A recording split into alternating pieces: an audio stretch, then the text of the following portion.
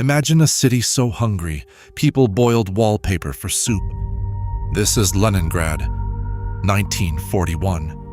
When Hitler launched Operation Barbarossa, his armies swept through Soviet territory, but Leningrad, now St. Petersburg, stood in the way. The Nazis encircled the city by September, cutting off food, fuel, and hope for nearly 3 million people. For 900 days, Leningrad was under siege. That's almost 2.5 years.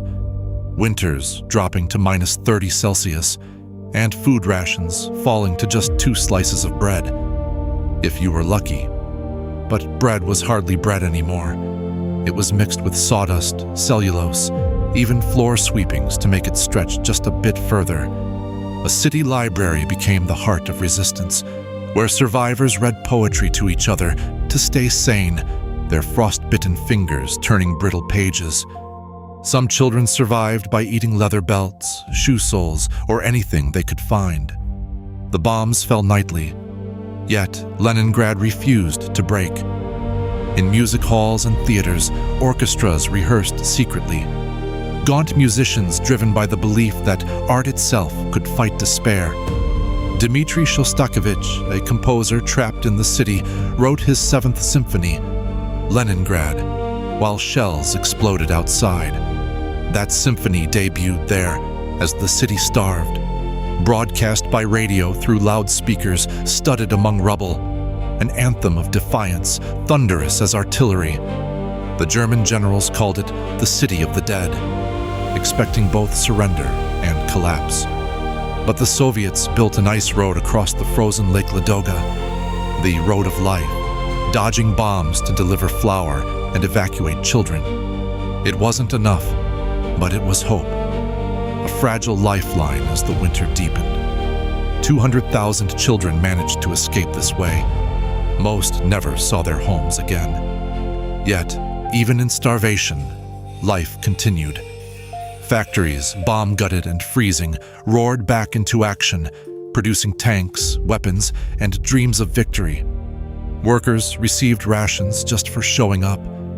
Missing a shift could mean missing a meal, and possibly death. Medical breaks only if you fainted on the job.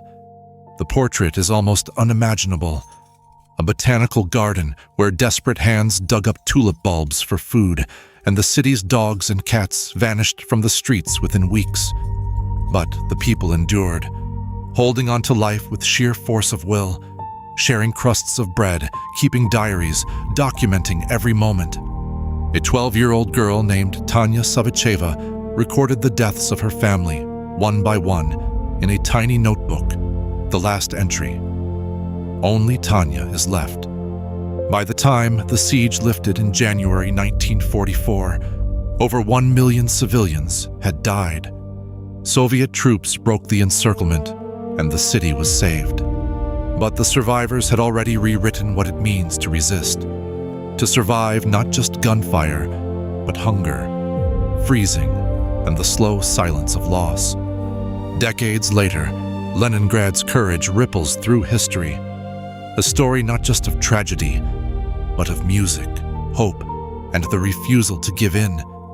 What would you have done, trapped with a city facing the impossible? Would art and humanity survive in you? Leningrad never surrendered, and that echo endures. For every city under siege, even today,